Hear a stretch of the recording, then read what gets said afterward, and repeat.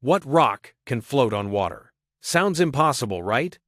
Meet pumice, the stone that breaks the rules of physics and sails like a mini boat.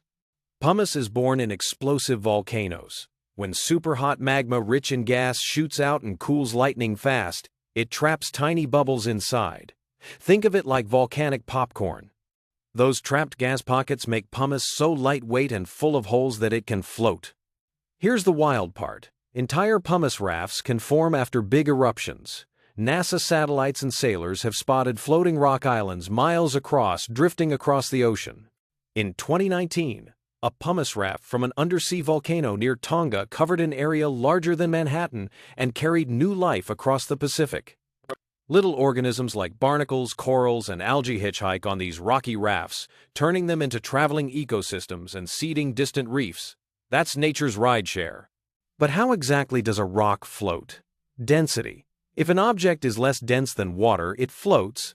Because pumice is packed with air-filled pores, its average density can drop below that of seawater.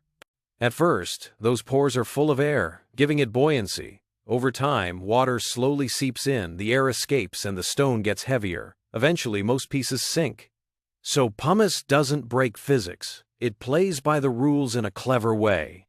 Bonus mindblower. There's a glassy cousin called obsidian that sinks immediately because it cools without trapping bubbles. Same volcano, opposite behavior. One floats, one plummets. It all comes down to gas and cooling speed.